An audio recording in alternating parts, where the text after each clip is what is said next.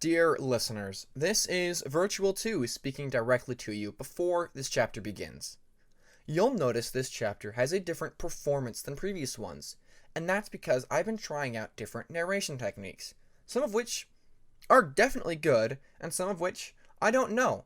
So if you like this chapter's performance more than other chapters, please leave a comment down below and I'll consider your advice. Anyway, I hope you enjoy it, and I will see you in the next chapter. Chapter 4. No, Jaguar. Oh, come on, Ermine. No. Just a little reference. I said no. Peacemaker's gaze rose from his mathematics scroll, and he cautiously glanced in the direction of Jaguar and Ermine. The former was trailing the latter like a shadow. Ermine was busy gathering scrolls for one of her classes, which she would be attending after the court's winglet study hall. Jaguar, on the other talon, was holding up a single history scroll as if it was the most interesting one in the academy. Well, maybe it was, but Peacemaker would not commit to knowing that. But Ermine was adamant in not referencing it for the history project. Jaguar huffed at Ermine's previous statement. His black ruff rustled a bit in irritation. Bet if this was about ice wings, you'd be overjoyed with adding stuff like this into the project, he answered indignantly. Peacemaker could have sworn the temperature in the study cave had dropped. Turning back to look at the rainwing, Ermine stared at Jaguar. While her expression had not changed by much, Peacemaker saw subtle annoyance and anger flash across her blue eyes. Webbs was very specific, Ermine began, taking a step closer to Jaguar. Everything in this project needs to have a source behind it. The Icewing plucked up the scroll from Jaguar. The writings of an unreliable historian do not count. I am unwilling to put my or the rest of the winglet grades in jeopardy just because you want to add some flair to our work. The Icewing then proceeded to push the scroll back into Jaguar's talons, the latter of whom still glared at Ermine as she turned and walked away. Peacemaker slowly brought his attention back to his mathematics scroll, tapping his talon on the floor as he tried to understand one equation that constantly eluded him. As Jaguar was about to turn away, Ermine spoke. And some advice before you play the "you would do it if it was about your tribe" line next time, Jaguar? Peacemaker, ever warily, glanced back up from his scroll to the two dragons in his winglet, who now faced one another. Ermine continued. I suggest you learn the difference between legends versus historical facts. Jaguar's predominantly yellow scales began to darken to match the black spotted patterns across his body, and looked as if he was about to storm towards the Icewing. Oh boy, Peacemaker thought, as he dropped the math equations he was doing and quickly walked in between Ermine and Jaguar. Jaguar, he asked politely, while trying to appear like he had not been listening to Jaguar and Ermine's comments. As he spoke, Jaguar's angry yellow eyes turned on him, causing Peacemaker to shiver, and, literally, want to turn invisible, as it looked like his clawmate was about to go through him to fight Ermine. But, despite Jaguar's gaze, Peacemaker continued. Can you help me with some equations? Professor Longhorn really has me stumped with the questions he gave me. This was not a lie, really. Even though the Hivewing teacher knew of Peacemaker's struggles with mathematics, he still gave Peacemaker tough questions. But not tough enough that they would keep the Rainwing-Nightwing hybrid up all night trying to solve them.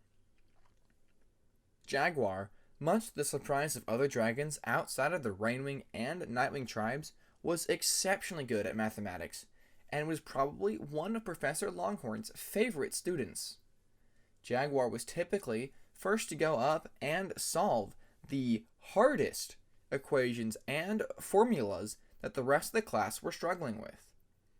It only made sense that Jaguar led the Quartz Winglet during their math study sessions they shared after breakfast every morning.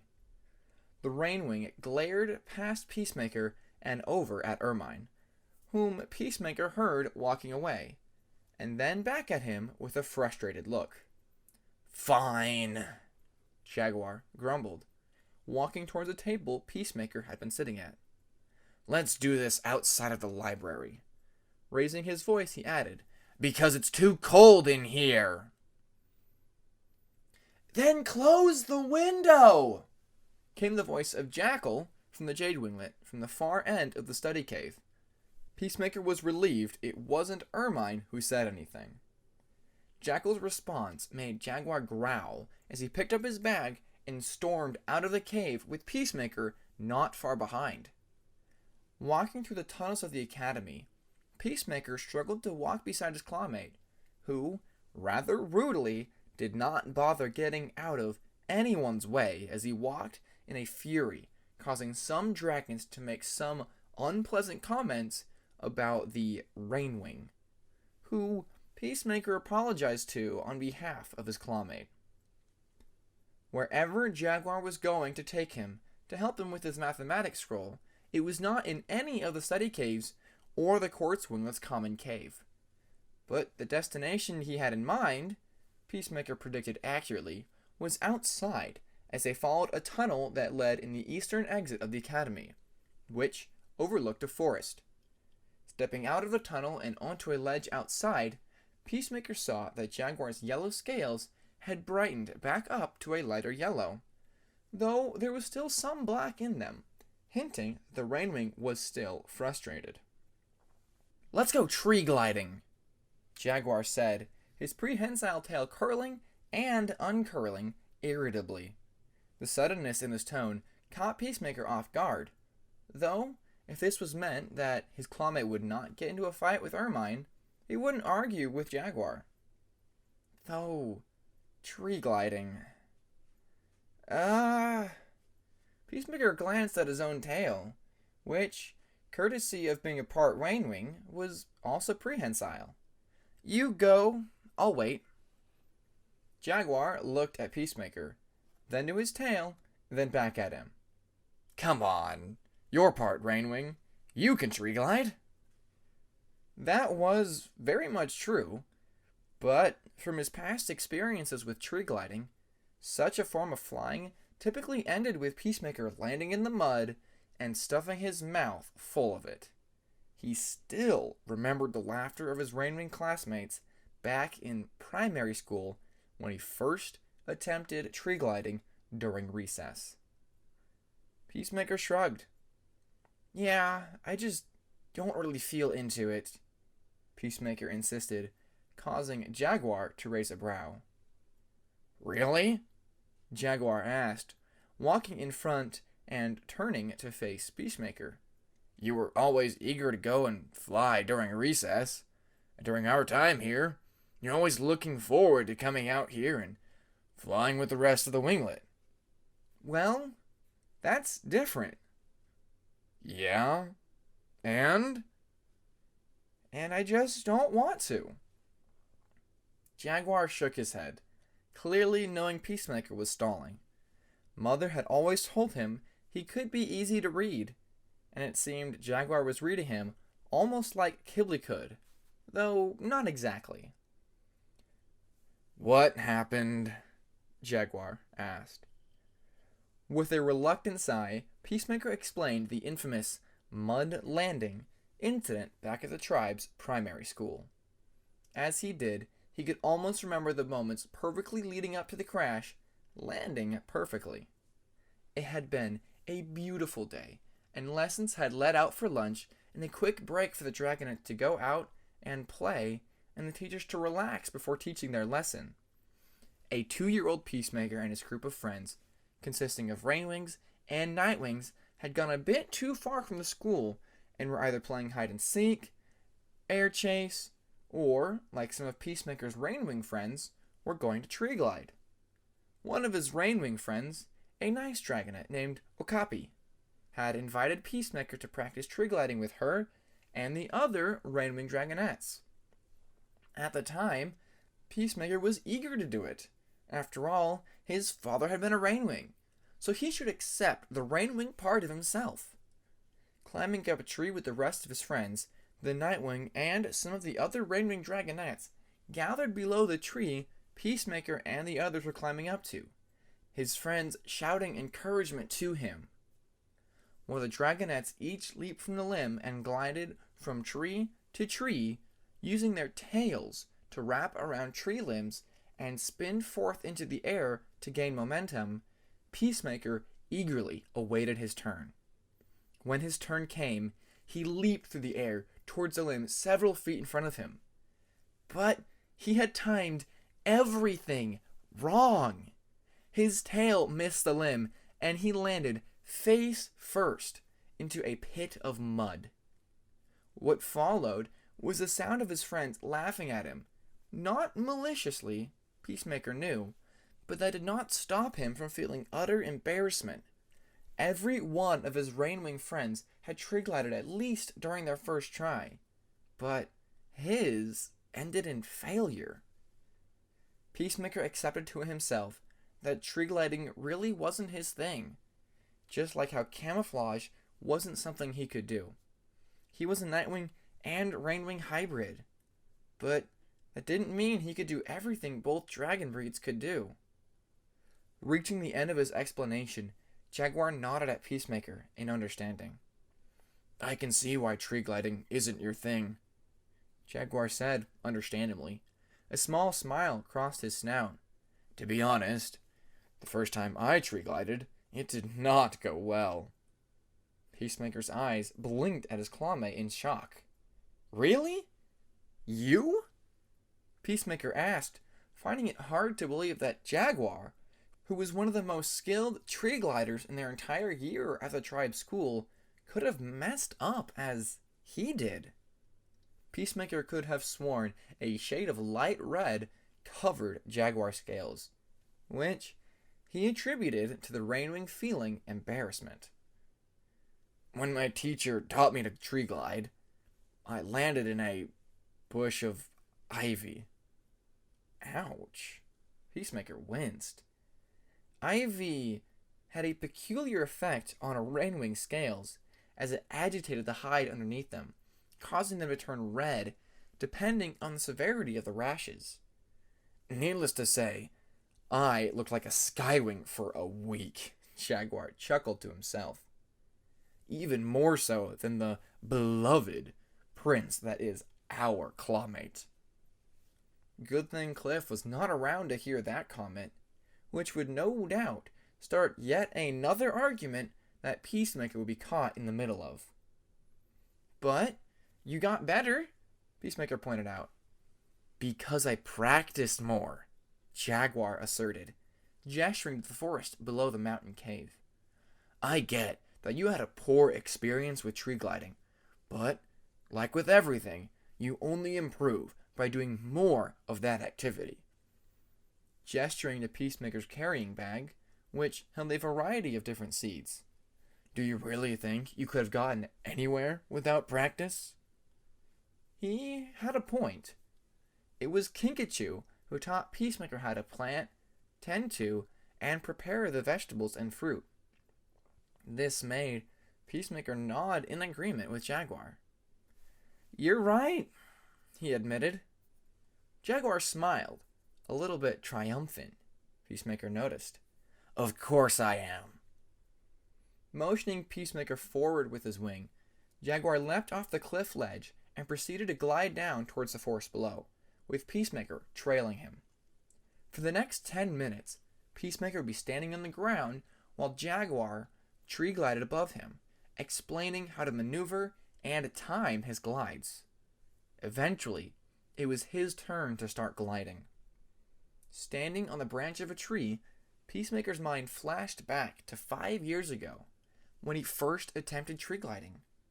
He felt hesitation, the embarrassment that had surged in his body after that attempt.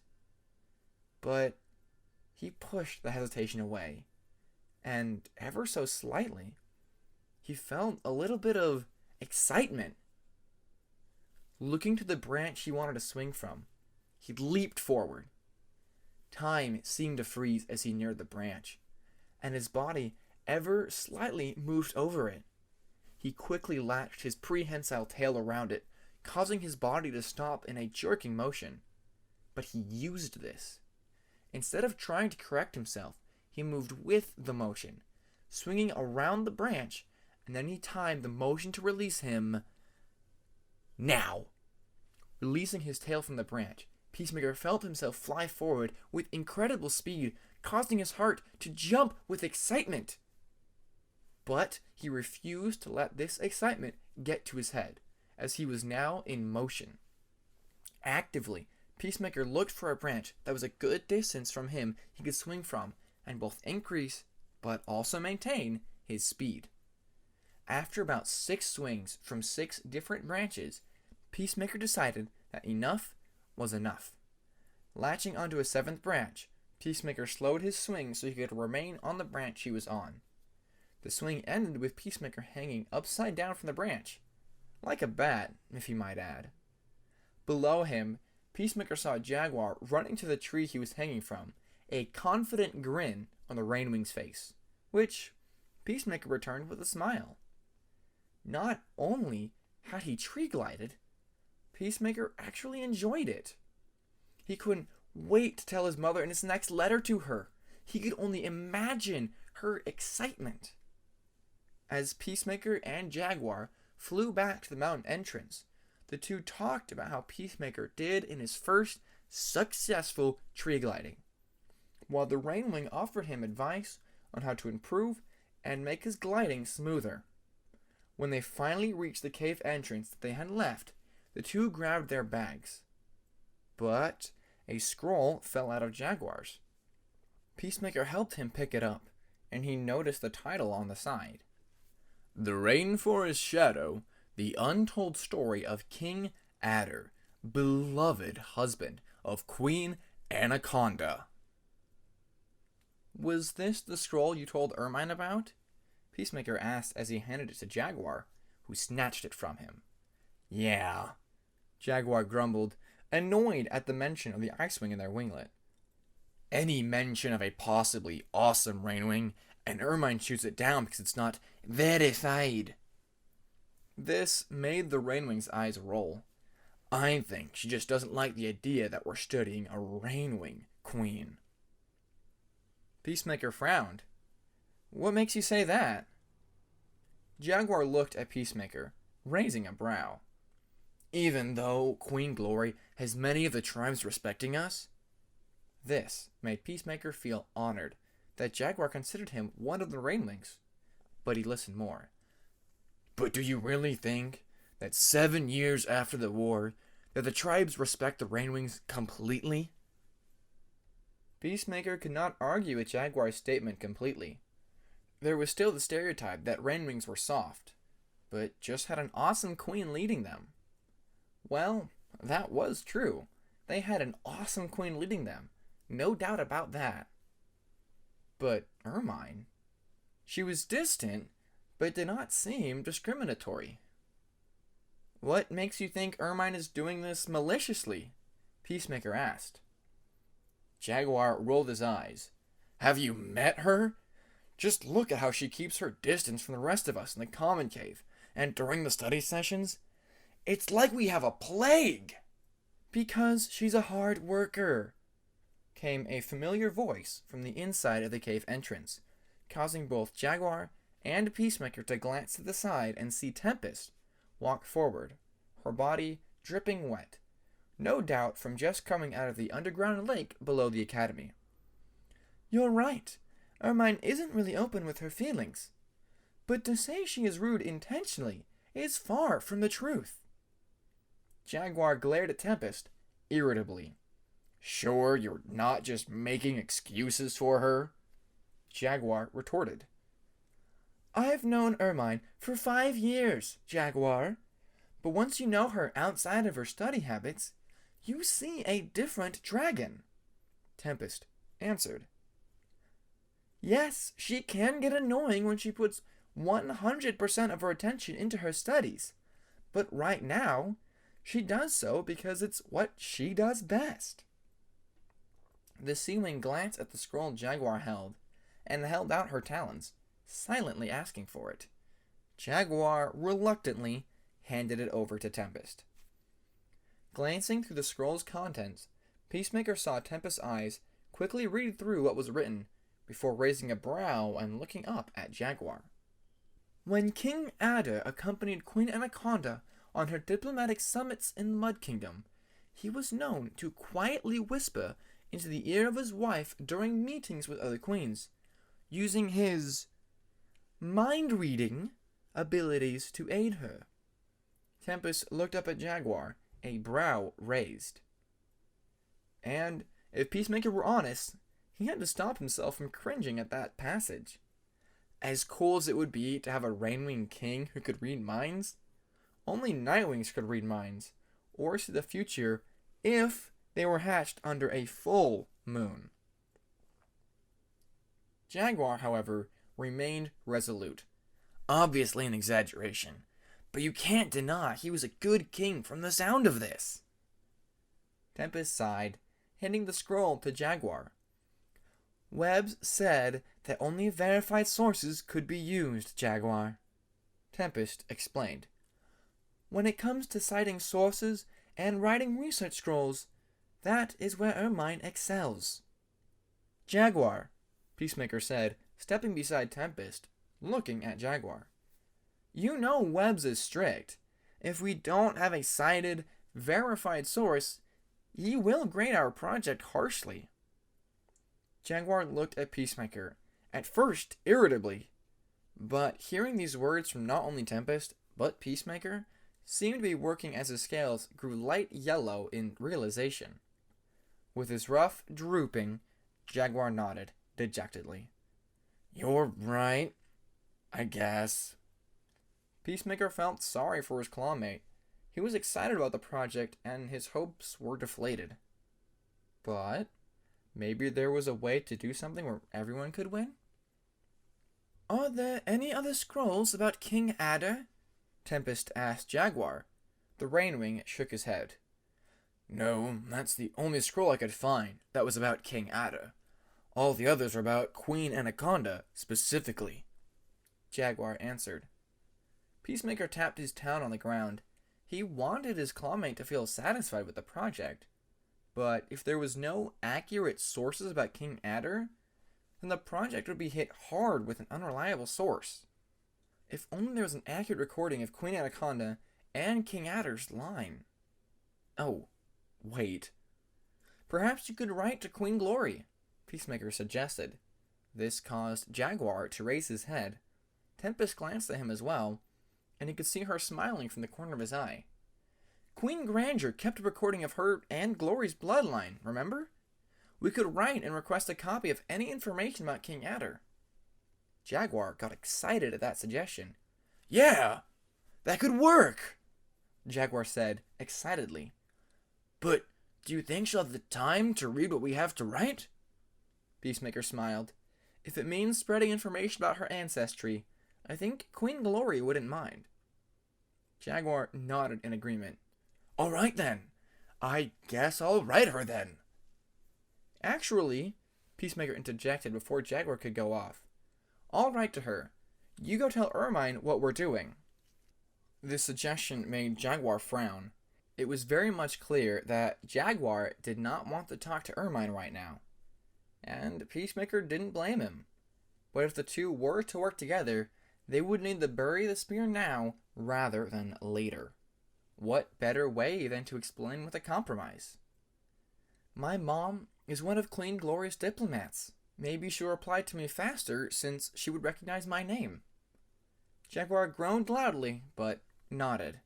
Fine. I'll go talk to the Icewing, Jaguar grumbled as he walked off. But, despite his reluctance, Peacemaker could tell that Jaguar was back to his confident self, making him smile as he watched his classmate walk off. But he suddenly paused and looked at Peacemaker. "Oh, your mathematics assignment!" Jaguar exclaimed. "Mathematics assignment? Oh." Peacemaker groaned. He still had to do that. But he still had a few days before it needed to be finished. "We can work on it some other time," Peacemaker said, smiling, trying to hide his nervousness about the assignment. Despite giving him a questioning glance, Jaguar nodded and continued through the tunnels. Peacemaker sighed with relief. "Thank you, Peacemaker," Tempest spoke from beside him. Looking at the ceiling of his winglet, Peacemaker smiled. "Ermine may not be that social, but she isn't that bad," he replied. "Besides, I would like to honor my father's tribe as well." Tempest nodded at both of his statements, but her expression grew serious a little. "How have you been sleeping?" she asked him. Ever since she found Peacemaker asleep in the middle of the forest, Tempest and Cliff had both been asking him if he had been sleeping well. It got annoying, especially whenever he and Cliff were hanging out during their breaks, and Cliff would ask, out of the blue, if he was sleeping well. But he knew they were only concerned. "Very well, thank you," Peacemaker answered, with a little forced smile. It was true. He was sleeping well. Some nights he had nightmares, but for the most part, he was sleeping okay, and if he did have a nightmare, it wasn't bad as seeing the one with the ice wing. He forced himself not to shiver. Tempest seemed to accept his answer. "Okay," she replied, stepping forward, placing a wing over his shoulder. "Talk to us if something bothers you, okay? You don't need to be the only peacemaker in the winglet." He chuckled at her pun and nodded appreciatively. "I appreciate it, Tempest," he said. "Really, I do." With a nod of her head, Tempest walked towards the ledge and quickly took off for her afternoon flight, the sun reflecting off her aqua blue scales as she flew. With a smile, Peacemaker gathered his bag and scrolls and walked back into the academy. Tired, warmth, safety. Those were what Peacemaker was feeling. Those, and a wing in his face. Opening his tired eyes, he gently batted at the wing in his face, making a little groan, almost like he was a baby. Another groan came from beside him after he batted the wing out of his face. Beside him, a night-winged dragonette was curled up. But she was only a few months old, yet was the same size as he was. Peacemaker glanced at his body, only to find his legs were small, and his talons were not fully grown. 3 moons! He was a baby! Before he could conceive what was happening, he saw the dragonette beside him stand up, stretching and yawning. Only now did Peacemaker get a good look at her, and upon seeing the white markings, he felt like he recognized her. But from where? The dragonette looked at him with those blue eyes he recognized from somewhere. She looked at him happily, and deep inside of him, he was happy to see her. Laying down on the ground, the dragonette curled up beside him, again placing a wing over his face. Peacemaker let out a chuckle, definitely baby-sounding, and again, gently, batted the wing from his face, earning a giggle from the dragonette beside him. The two's childlike giggles echoed through the cave that they were in. It was a sound that made Peacemaker happy. And then he felt a pair of great wings pick him up. Both he and the other dragonette shouted in childish protest as Peacemaker was taken from the dragonette he had been laughing with. Looking up at the bigger dragon who scooped him up, Peacemaker saw a pair of familiar eyes of the only parent he knew, his mother. She smiled down at Peacemaker as she held him, and looking at the other dragonette, who was still shouting and crying for Peacemaker, only made his mother look even sadder. Slowly, she walked away from the black and white dragonette, ignoring Peacemaker's protests. Shh, shh. Hope whispered to her son, "You could be happy. You could be loved." Those words, those 4 words, they made him so angry. No! Peacemaker roared, thrashing in his mother's embrace. He refused. He would not be taken. Not without her. Hope struggled to hold on to him as he thrashed in her wings and arms. She could not keep him calm, no matter what soft words she spoke to him. He would not allow her to take him from the dragonette. Finally, Hope's wings must have gotten tired, because Peacemaker was soon free of her grasp and hit the ground of the cave floor. As soon as his feet hit the ground, Peacemaker bounded to the black and white dragonette, who looked up at him happily, holding her little hands out for him. When he was close to her, he took hold of her talons in his, only for something to drag him away from her and throw him against the cave wall. Peacemaker struggled to stand. All the while, he heard the shouts of the dragonette. When he could finally stand, Peacemaker opened his eyes and found that he was his normal height again, no longer a baby. Looking up, Peacemaker saw a dragon approach him, but he was unable to get a good look at the dragon as its tail smashed into his face. "You," came a hiss in the back of his mind, "do not deserve this." Another slam from the tail. "Any of this." Peacemaker groaned. He was too tired to look up, but he heard the dragon raise his talons. But before the dragon did anything, Peacemaker heard a shout of surprise as the dragon walked towards him. Then he felt gentle talons touch his shoulder. Looking up, frightened at first, Peacemaker was met with the sight of the Nightwing, but this time she was older. The black and white Nightwing smiled at him as she took his talons into hers. Peacemaker recognized her now. He had had a dream about her before. But if he saw her in a dream before, then that meant... He quickly gripped her talons in his eyes watering. "Don't go," he pleaded to her. "Don't go. Stay with me." The Nightwing smiled sadly, but pressed her forehead against his. "Strength," she whispered. And then she was gone. Tears fell from Peacemaker's eyes as he woke the next morning. Another dream about the black and white Nightwing. Another dream where he was taken from her.